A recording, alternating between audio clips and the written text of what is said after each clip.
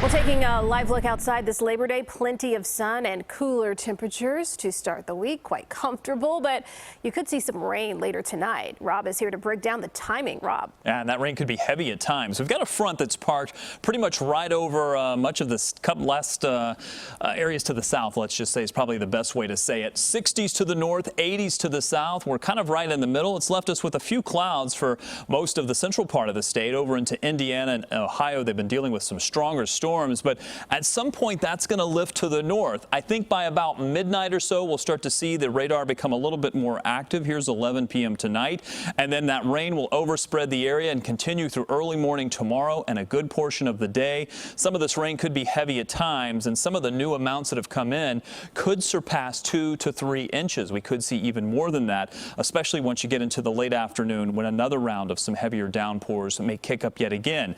Notice the temperatures, though, on the cooler side. We're on the cooler side of that front that I mentioned.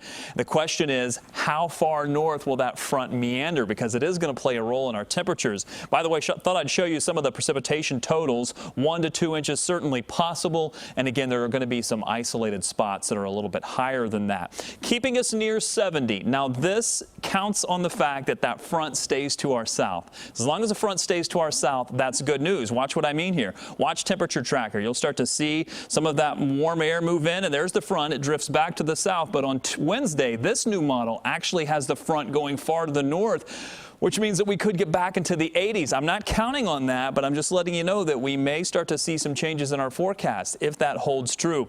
And by the way, watch for the waves to pick up in height over the next 24 hours or so as well. They're about 3 to 4 feet right now. They could be 5 to 6 feet, and a little farther north up the lakeshore, maybe closer to Wisconsin, I think we could see those waves as high as 6 to 8 feet. We do have temperatures near 70 for most of the rest of this week. They do warm up a little bit as we head into the weekend. All right. Thank you, Rob. You got it.